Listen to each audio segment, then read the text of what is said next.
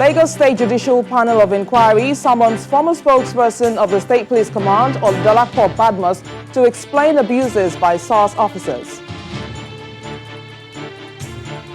At least 7 people killed in what is described as a counterattack on communities in 2 local government areas of Imo State. Second wave of COVID-19 underway. Survivors in Imo State warn against non-adherence to protocols, insist the virus is real.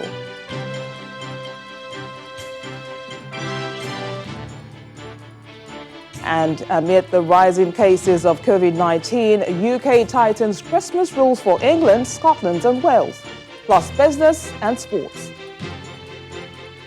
On business news tonight, artisans traders weigh the impact of the federal government 30,000 naira one-off grant 2 months after takeoff. And on sports news tonight, League Management Company confirms December the 27th as start date for the 2020-2021 season of the Nigeria Professional Football League.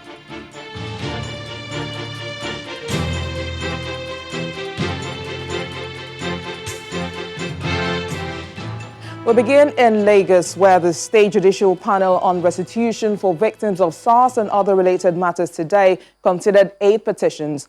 In one of them, a building contractor, Olajide Fowotade, had claimed that a policeman, simply identified as Ayo, had beaten him up and knocked him out 2 of his teeth. Mr. Olajide had also mentioned DPO Akpan of K2 Police Station, former police spokesperson Dolapo Badmus, and the AIG Zone 2 Command, Kayode Aderanti, as other officers who were aware of the incident after it was reported at the police station. At today's proceedings, the police counsel, Joseph Eboserime, calls the said inspector to testify, but the petitioner declared that the witness called was not the same officer who abused him. This prompted the panel chairman to direct that a witness summons be issued on Dolapo Badmus, who had earlier been mentioned by the petitioner. The panel has adjourned till January the 15th for Dolapo Badmus to appear before it to testify. What is the position with Mrs. Badmus and other people mentioned in the petition? We issued a summons to Mrs. Badmus. I'm not aware of that. He only mentioned Badmus, but I have not asked for someone on Badmus. He said it was Badmus, and we were trying to make contact to Badmus. Our phone is not reachable. It's not reachable. We have made ready. We went to the office we have worked before. They told us that it's not presently, it's presently at the Abuja of so. Yes, and yes, it's impossible for you to send any message to her in Abuja. Let me get the feedback from the Secretariat. Was the summons served on Mrs. Badmus? We don't have the logistics to do that. You don't have emails? You don't have, you cannot reach her by email? Manosa, this Badmus we are mentioning, or the petitioner mentioned of Badmus, I think is on him to do all the necessary things to make sure if actually Badmus to be yes. We have said it. He said the last adjournment days, he told this panel that he have contact with Badmus. That is what the petitioner said. He told this panel that he have contact with Badmus. I think it's incumbent on him to call her to come before this panel. The one that the court directed me to do, him and Kabati, I've done it. And that is why the responded, the Ayo Daily Dudu appeared before this panel this morning, sir. He is the one that mentioned Badmus. Fresh summons shall issue to Mrs. Badmus, a woman police now serving at the provost office attached to the Inspector General, in Abuja. The said summons shall be served through Mr. Igbosomeren, counsel for the respondent appearing for the police.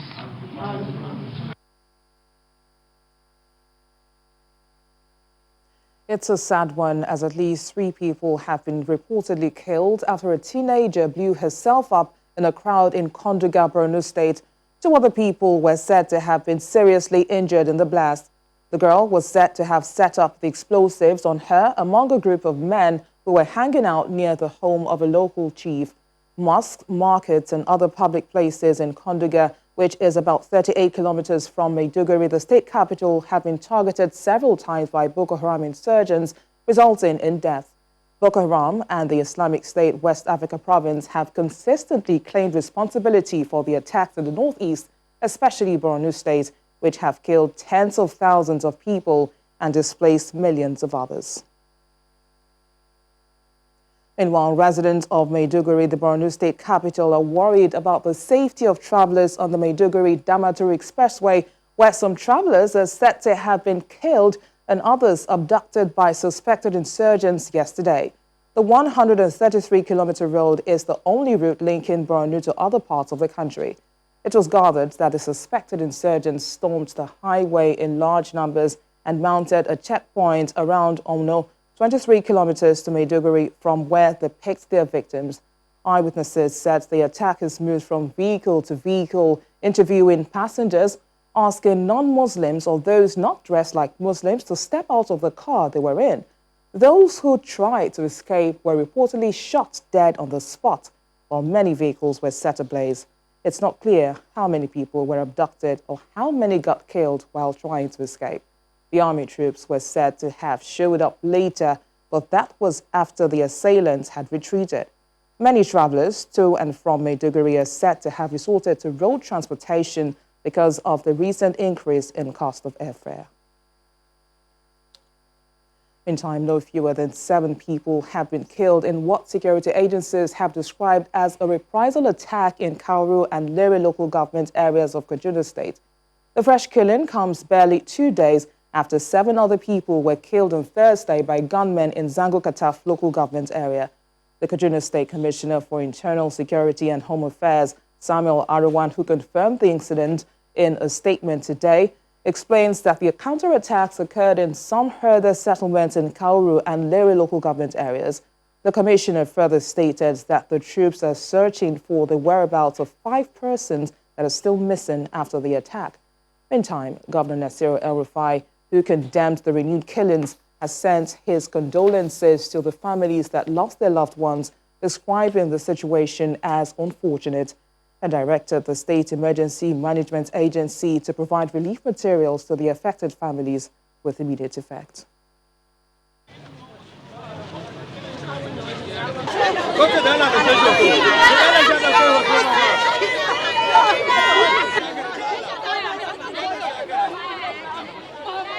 Now that's the moment the freed students of Government Science Secondary School, Kankara, have longed for. They have finally been reunited with their families after they were certified medically fit by the Katsina State government. The parents thronged the Hajj camp in the state capital to take their children home following the conclusion of their medicals. They thanked the state government for the efforts put in place to rescue the boys. After their arrival in Katsina State yesterday, following their rescue the previous day, the boys were received by the Katsina State governor and were later addressed by President Muhammadu Buhari.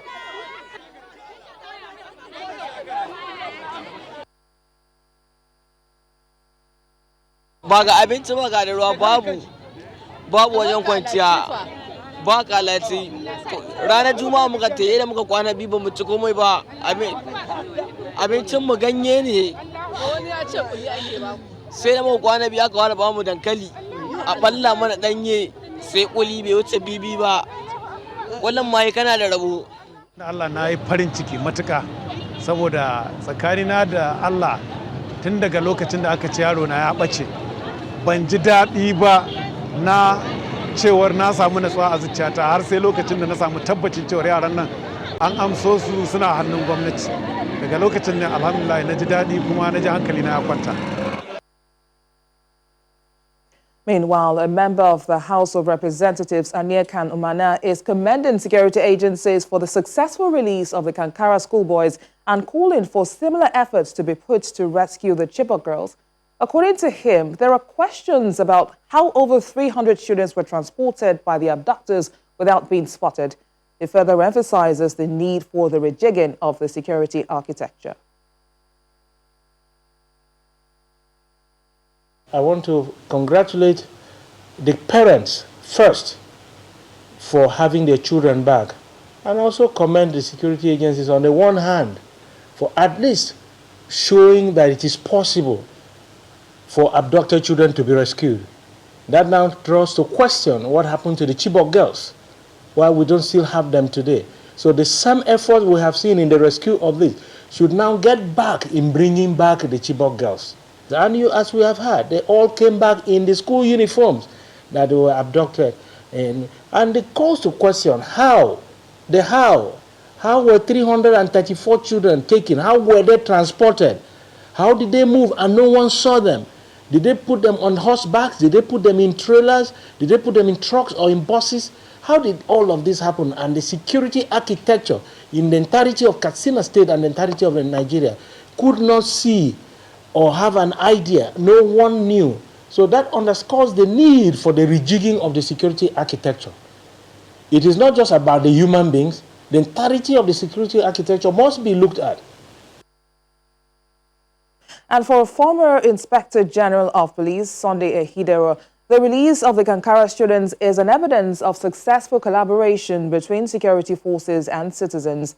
According to the former IGP, it's imperative for citizens and security agencies to synergize to achieve a better result in the area of security across the country.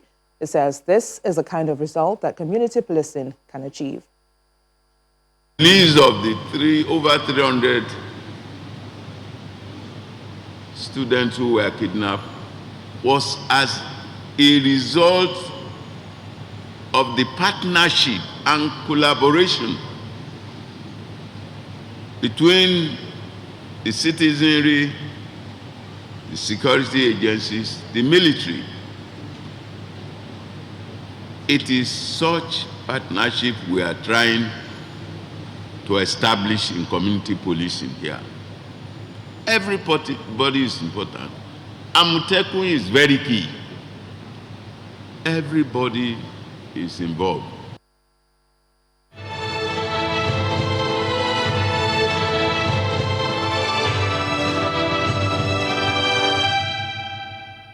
To other stories now, the Imo State government is suspending large gatherings and orders the compulsory use of face masks in all local government areas of the state. The governor of the state, David Umahi, made the statement while addressing the media on some pressing state and national issues.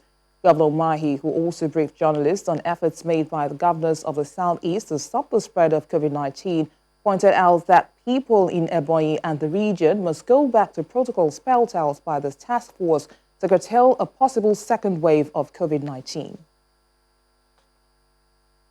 It's quite very disturbing that the second wave of COVID is already with us.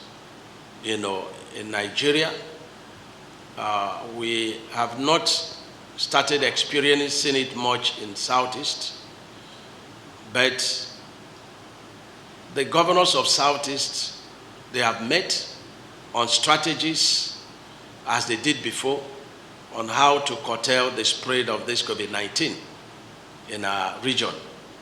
Ebonyi State in particular, I'm directing that services should not last more than 2 hours. I'm directing that we should step up our testing. Before the end of January, we must have accomplished the targets of Presidential Task Force of 450 people tested in each of our 13 local government areas. I have suspended large gathering of people in Ebonyi State. We have returned that wearing of nose mask is very compulsory in all public places and in our homes. In part 2, after the break, COVID-19 survivors in Imo State warn against non-adherence to protocols, insist the virus is real. to join us again.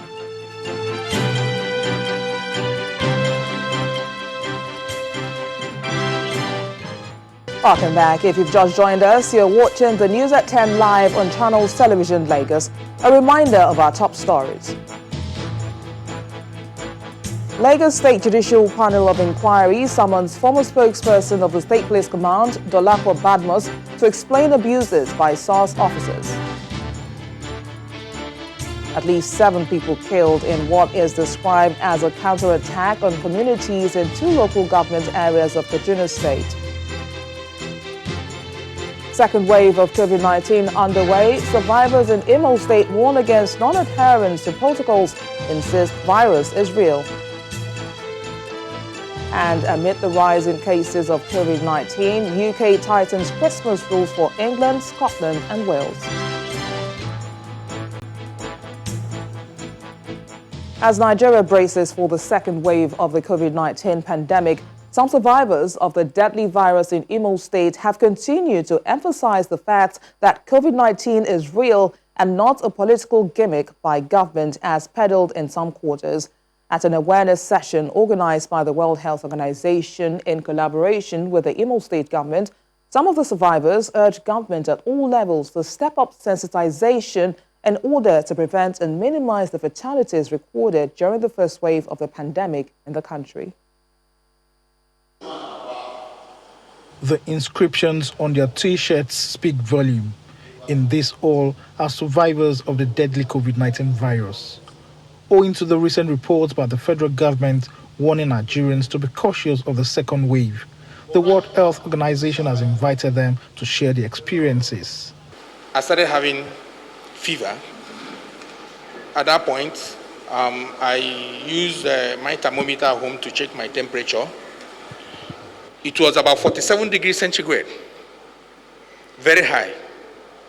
Good thing I have a practitioner in my house. My wife is a staff nurse midwife who immediately, in our normal culture, Nigerian way, ran into a pharmaceutical shop, get anti-malaria drugs, anti-typhoid drugs, started taking it. To the best of my knowledge, at the rounding up of the first anti-malaria drugs, the fever was still there. I said there are 2 patients that I come across today. The odor I perceive on them has made me unbearable. I have lost taste. I have lost. I think I don't know how I'm feeling. They are also asking government at all levels to step up sensitization. COVID-19 is actually real. According to the WHO representative in Imo State, Dr. Sebastian Oku, the awareness program, which is in collaboration with the state government, is a risk communication and community engagement response to COVID-19 pandemic. And this has become necessary following the news of the second wave of COVID-19. Anybody who has tested positive does not mean that the person has been sentenced to death. Those that have survived COVID-19 are also members of the community, and the community should not ostracize them. The community should still engage with them. It could be recalled that less than a week ago, the coordinator of the Presidential Task Force on COVID-19, Dr. Sonny Aliu, was in Imo State to ensure that the facilities and laboratories are in good state for COVID-19 patients. Eyitope Kuteyi, Channels Television News.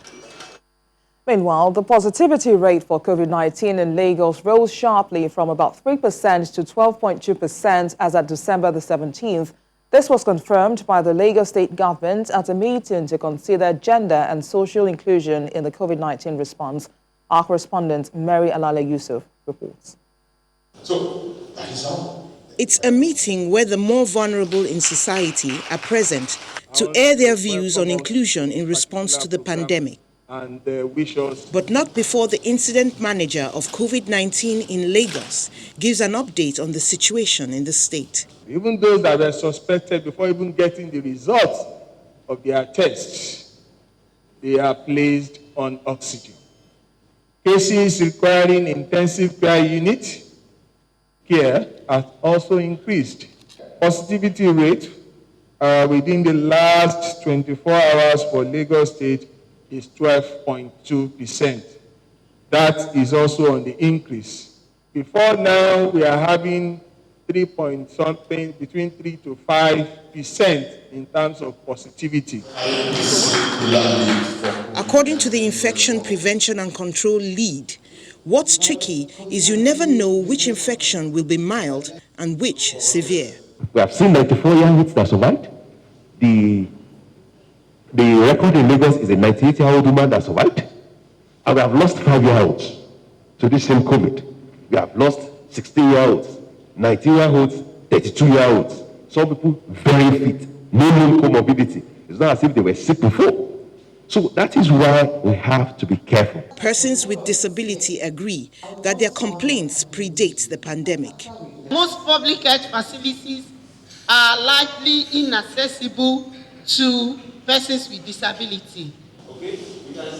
At the end of the meeting, speakers leave participants with the message that including vulnerable groups and engaging the public is important to curbing the spread of COVID-19. Mary Alale Yusuf, Channels Television News.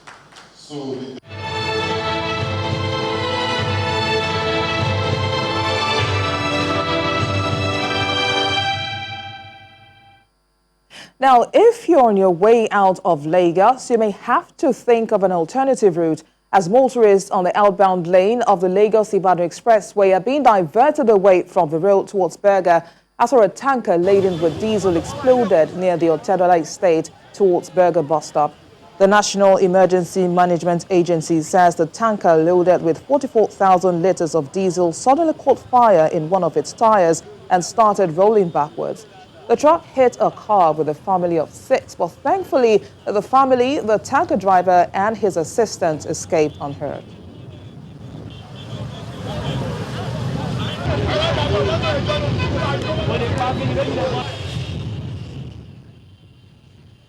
And now to politics. The Imo State Governor and the chairman of the All Progressives Congress, Caretaker and Extraordinary Convention Planning Committee, Governor Mai Mala Buni, says the vision of his team is to build a party where no strong individual will be in control of its structures. Governor Buni, who was represented at the 2020 annual conference of the APC Press Corps in Abuja by the secretary of the committee, believes that the scheduled membership registration, revalidation and updates by the party will give them back to the people. This fluid selection process could occur due to politics of godfatherism, where a certain strong man is allowed his way and in return to patronage to the party or leaders of the party. Non-adherence to rules. Political parties such as ours are formally structured and organization with rules that govern these processes. With any circumvention of such rules leads to chaos, and issue must arise. By the grace of God, the APC, under the watch of the caretaker chairman, Honorable Mai Mala Buni, is more interested in seeking solutions to identify problems, and we have initiated certain fundamental intervention to remedy inter-party conflicts. The conventional system of one strong man in politics is no more fashionable in the APC under Honorable Mai Mala Buni. Meanwhile, the chairman caretaker committee of the APC in Rivers State, Mr. Isaac Abbott, has affirmed the suspension of some prominent members of the party in the state. They are Senator Magnus Abe, Honorable Igo Aguma, Livingstone Weche, and Honorable Wogu Bombs for alleged flagrant disobedience to the constitution of the party and anti-party activities. Mr. Ogbodula told journalists in Port Harcourt, the Rivers State capital, that his committee affirmed their suspension following the recommendation of the party in their wards and local government. The State Caretaker Committee has also expelled all those that were inaugurated as local government and wards party executives across the state. And we're staying with politics, but this time the People's Democratic Party in Ebonyi State is raising an alarm over what it describes as rising insecurity in the state as well as an alleged threat to the lives of members of the party. According to the spokesperson of the PDP in the state, Mr. Silas Onu, many prominent members are among those targeted. Mr. Onu was speaking at a news conference where he asked security agencies to beam their searchlight on the state. Away from politics now, the Jutse Sexual Assault Referral Center in Jigawa State has recorded 120 rape cases from January to November in 2020. The data shows female children are more vulnerable, as only 31 out of 120 were male children. 89 of them are girls, mostly below the ages of 13 years. The story, filed by our correspondent in Jutse, the state capital, takes a look at how the events affect the lives of the victims and their parents. It's common to see female children hawking on the streets of Dutse, the Jigawa state capital in northwest Nigeria. Not only do these children have to deal with the terror of crossing busy roads with trays on their heads, they also have to deal with men trying to take advantage of them. Aisha Ibrahim's 13-year-old daughter was raped by 12 men and could not go to school anymore because of constant bullying from her mates. My daughter is always bullied at school. She can't go anywhere in this town without someone teasing her. In fact, she can no longer play with her friends. Even I am always called names. I want my child to continue her education. We can't feed anymore because even my husband has deserted us. For Amina Mohammed, whose 11-year-old daughter was also raped, she now has to deal with trauma and stigmatization from her community members. We don't have anyone to help us. They are stigmatizing us. We sold off the goats she inherited to pursue the case in court. We were recently asked to leave the house we are in because of what happened to my daughter. We have nowhere to go to. The people in the area hate us because they think we made up the story despite proof from the hospital. Hajiya Owani Sadiq, a human rights activist working against sexual assault, laments an increase in rape cases, especially minors. Rape cases is high in Jigawa State because we have a data from Sexual Assault Referral Center, which is here in Dutse. We have from January to November, we have 120 cases recorded in the register in this SAC center. So among the 120 victims, we have 31 men and 89 are female. The State's Commissioner of Police, Usman Gumna, says 82 suspects have been arrested and arraigned. Because last year we had about 69, and this year, as of November, we had 71 cases reported. That is to the police. A bill which proposes life sentence for sexual offenders and a compensation of not less than 500,000 naira for the victim has scaled first and second reading at the Jigawa State House of Assembly. But the question remains, will this bill, when passed into law, protect victims from trauma and stigmatization? When the news at 10 returns, artisans and traders weigh the impact of the federal government's 30,000 naira grant 2 months after takeoff. And that's in business news. Join us again.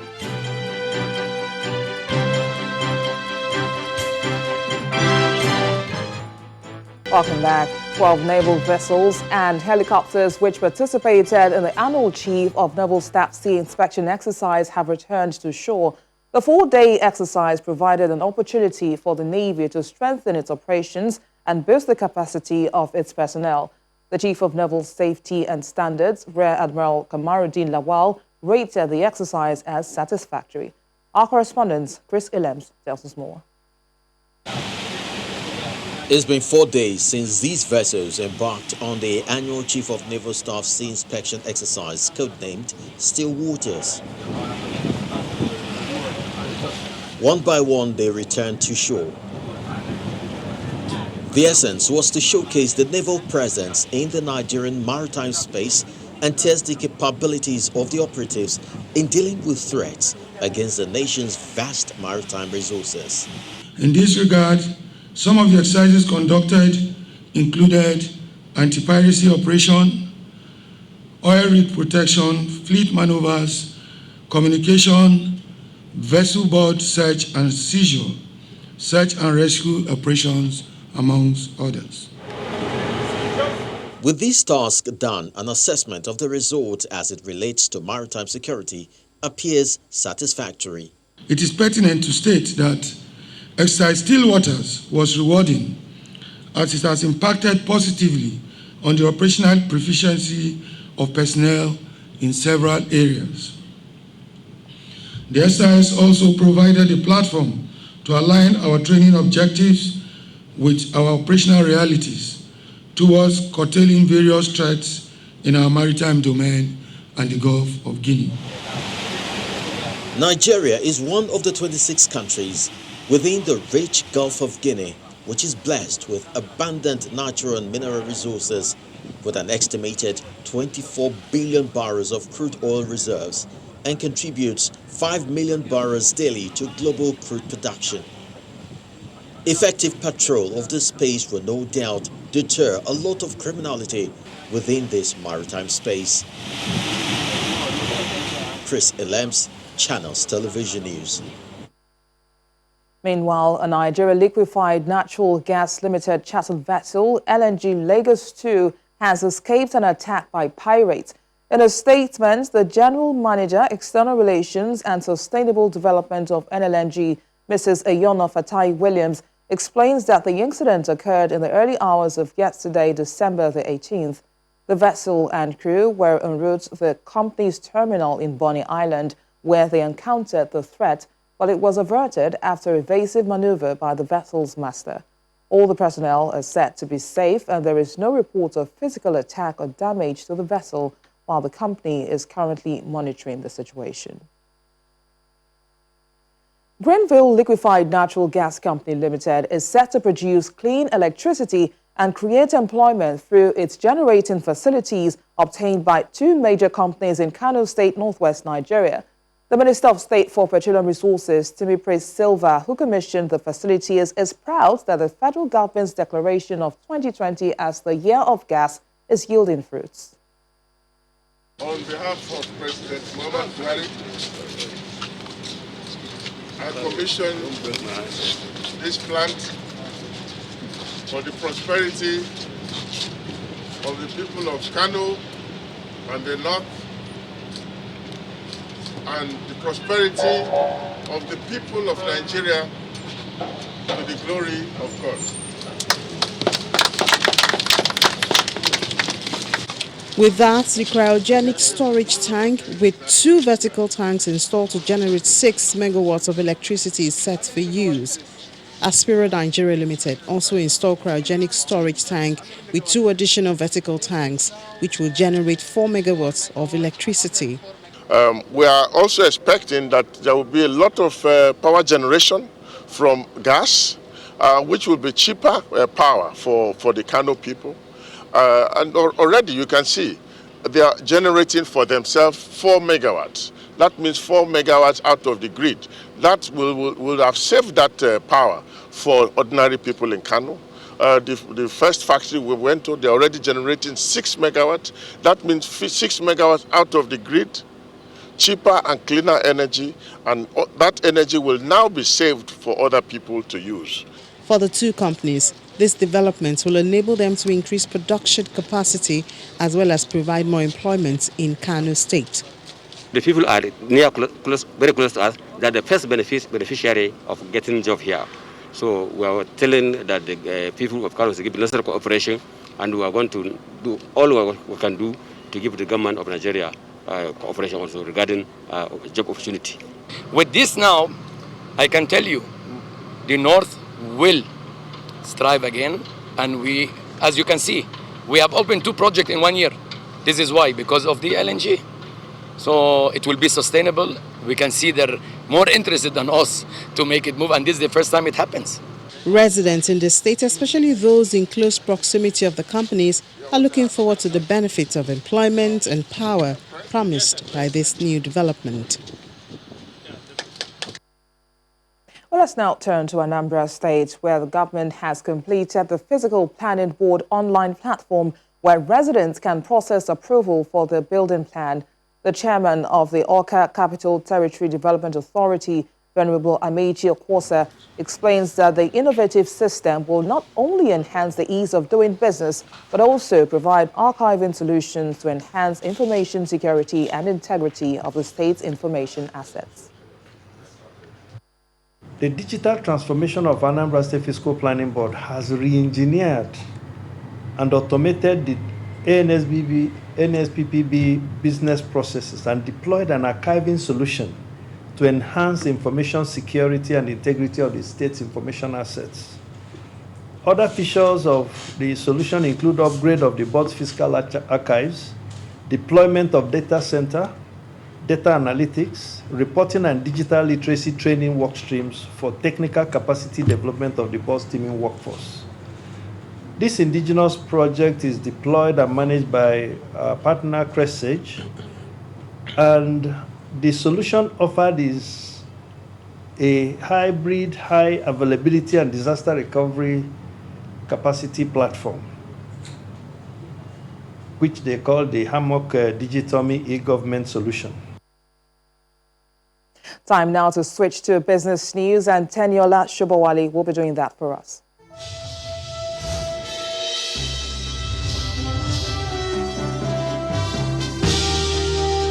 Thanks a lot, Bissy. It's good to see you and welcome to Business News. The federal government says about 300,000 individuals and businesses have so far benefited from the 30,000 Naira and 50,000 Naira grants under the MSME Survival Fund, which is still ongoing. According to the government, artisans, employees, traders and transporters have been captured in the scheme, which is in its second phase. In this report, we gauge the level of disbursement to some of the artisans captured under the scheme 2 months after. A chorus from these women raises concern. I'm the first person, sir. Like 100 and something people, we don't see any 30,000, we don't see any alert. Unlike some of their peers who have been captured and received credit alerts, not a day goes by without these people looking at their phones, wondering when they will be remembered by the federal government. We give them our details, BVN, account number. They didn't collect money from us. They don't got an alert. They asked me where do I stay, what do I do, then snap me, they do everything, but so now I haven't received the alert. One likely explanation as to why these women are yet to receive their own credit alert of 30,000 Naira grant is shared by a steering committee member of the MSME Survival Fund. Any state whose quota is met before the expiration of the 3 months time frame will be automatically logged out. The good thing about the artisan scheme is that as they were getting it, they were screaming. You see, people felt like Nigerians would get it. They call it chalk claim out. No, people were not jumping and claiming out. As they were getting it, they were coming out with testimonials. Yes, some of you have complained that the numbers are not enough. We're over 200 million in this country. So that message, the minister will communicate to Mr. President that your people are happy. They are getting this thing. But Mr. President, they want more. On the flip side, a few beneficiaries in the same location confirm receiving the credit alert a few days after submitting their data to the enumerators. They gave me the 30,000. I appreciate the government for the support. May God bless them, because I use the money to support my business. I need to improve my business. I thank for our government for the 30,000 naira because I use it for what I need it for.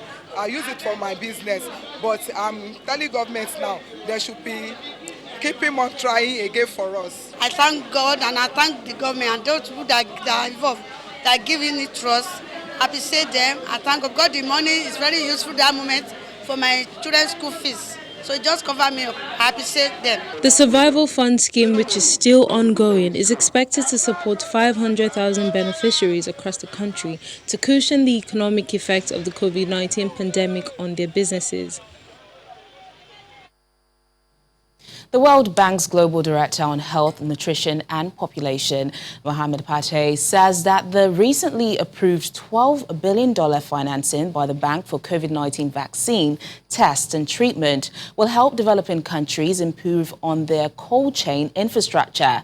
According to Mr. Pate, countries will have access to the COVID-19 vaccine and acquire some of the technologies to enable them keep the vaccines potent. He adds that the cold chain infrastructure technology used in preserving the vaccine is different from traditional vaccine development, which requires a higher degree than other vaccines. The Nigerian Association of Chambers of Commerce, Industry, Mines and Agriculture is asking the federal government to extend the deadline for the planned linking of SIM cards to national identity numbers till February next year. In a statement by NASEMA, it says the initial 2 weeks deadline issued by the Nigerian Communications Commission is unrealistic, owing to the fact that many Nigerians are yet to have the NIN number, which will lead to a desperate rush to obtain it. It adds that the 2-month extension will reduce the rush by people to register, thereby sticking with the COVID-19 guideline issued by the Nigerian Center for Disease Control. The Central Bank of Nigeria has released guidelines on its non-interest asset-backed securities to deepen the Nigerian financial markets and provide liquidity management instrument that is compliant with the principles of non-interest finance in Nigeria.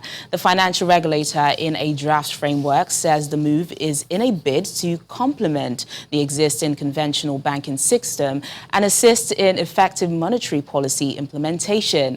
It reveals that only licensed non-interest banks, deposit money banks with non-interest banking window, and any other authorized dealer shall be eligible to participate at the window, while interested participants in the non-interest bearing instruments shall apply for admission into the window. The nation's vision for the attainment of food security can only be achieved through the provision of high-yield seeds to farmers. This is according to the Director General of the National Seeds Council of Nigeria, Dr. Philip Ojo, who explains that good seeds will boost income for farmers, create jobs and foreign exchange earnings for the country. This document will form a body of knowledge for our certification officers in ensuring production of good quality seeds to meet the aspirations of farmers who are located in all the nooks and crannies of Nigeria and even beyond. This document will help them in appropriately and correctly differentiating one variety from the other, facilitate purification, rogging, and authenticating the varieties prior to harvest. Because when you want to harvest, you want to ensure that what you say is in the seed is seed. So you have to do a lot of processing and packaging, and ensuring that what you say is in the seed is actually there, and the seed package is there. Ladies and gentlemen, I'm not oblivious of the fact that this process is not yet completed, as we have just done characterization for a few out of many crop varieties released and registered into the seed system. And that's Business News Tonight. I'm Teniola Shoboale. It's back to you, Bisi.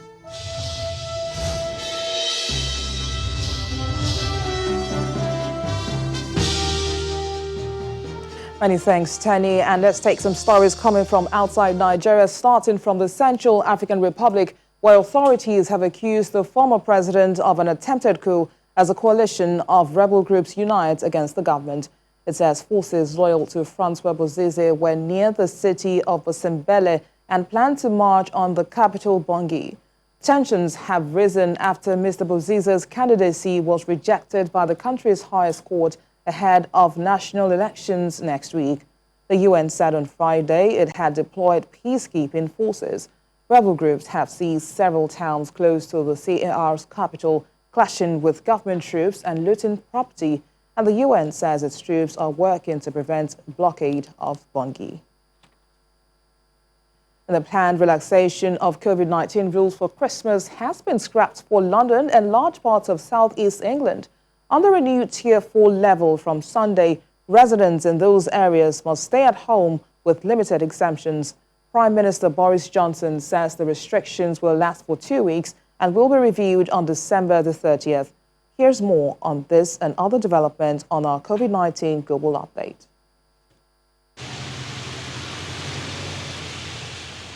In the new Tier 4 level, residents in London, South East and Eastern England must stay at home and cannot socialise outside their household, even on Christmas Day. For the rest of England, Scotland and Wales, the rules allowing 3 households to meet will be reduced to Christmas Day only. The new rules follow evidence that a new variant of the virus is spreading fast in the areas moved into Tier 4. Given the early evidence we have on this new variant of the virus, the potential risk it poses, it is with a very heavy heart, I must tell you, we cannot continue with Christmas as planned. Elsewhere in Europe, Italy has ordered a nationwide lockdown over much of the Christmas and New Year period. The country will be under red zone restrictions over the public holidays, with non-essential shops, restaurants and bars closed, and Italians only allowed to travel for work, health and emergency reasons. Over in South Africa, Health Minister Zwelini Mkhize says a severe variant of the coronavirus has been detected in the country, which could explain the rapid spread of a second wave that affects younger people. He says the variant was identified by South African researchers and details have been sent to the World Health Organization. A second vaccine is being rolled out in the United States after regulators approved a jab developed by Moderna. Distribution of Moderna vaccine has already begun.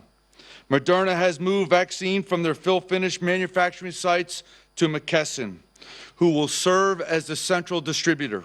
Trucks will begin rolling out tomorrow from FedEx and UPS, delivering vaccines and kits to the American people across the United States.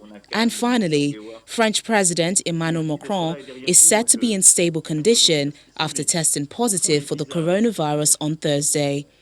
According to his doctor, President Macron, who is working in self-isolation from an official residence outside Paris, is still presenting the same symptoms of fatigue, coughing and stiffness, but regular clinical examinations are reassuring.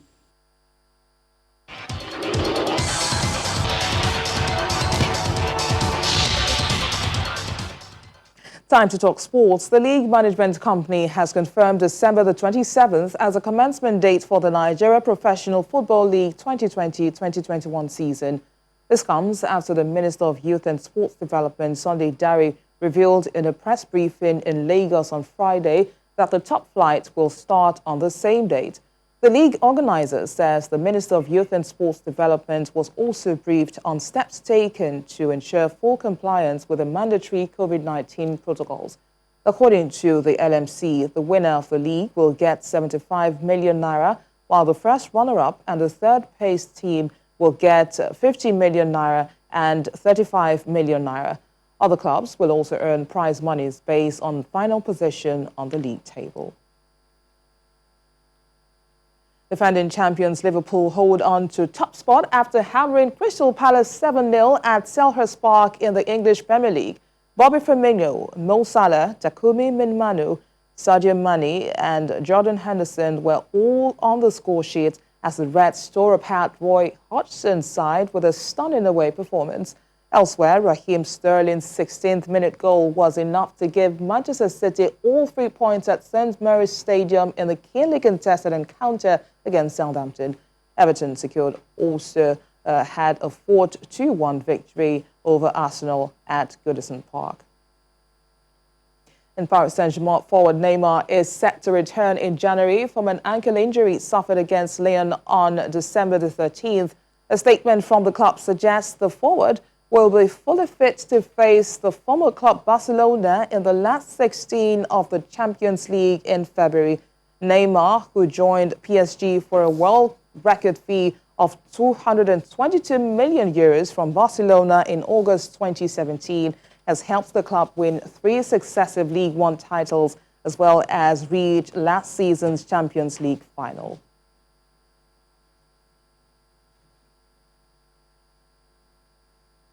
FIFA has extended the mandate of the Egyptian Football Association Normalization Committee until January the 31st, 2021. FIFA also reduced the composition of the committee to 3 members, with Ahmed Osman as the chairman, while Mohamed Khalid and Ahmed Houssam serve as members. The World Football Governing Body says the committee will assume their duties with immediate effect, and all other terms of the mandate will remain the same. The Sydney to Hobart yacht race, scheduled to take place from December the 26th, has been cancelled following an outbreak of COVID-19 cases in Sydney. Australian states and territories on Friday began imposing border restrictions after 28 cases of the virus were detected from the cluster on Sydney's northern beaches. Tasmania, where the race finishes, announced that anyone from the area where many of the competitors are based will be forced to undergo 14 days of quarantine upon arrival in the state. That's there, but it's InfoTrack holding all the honours at this early stage. What a sight. And the main news again. The Lagos State Judicial Panel of Inquiry today summoned a former spokesperson of the State Police Command, Dolapo Badmus, to explain abuses by SARS officers, a case which a petitioner says she is fully aware of. Also today, at least 7 people were killed in what was described as a counterattack on communities in 2 local government areas of Kaduna State. And amid the rise in cases of COVID-19, UK today tightened Christmas rules for England, Scotland and Wales. And that's the news at 10 tonight. Many thanks for watching. I am Bisi Adebayo.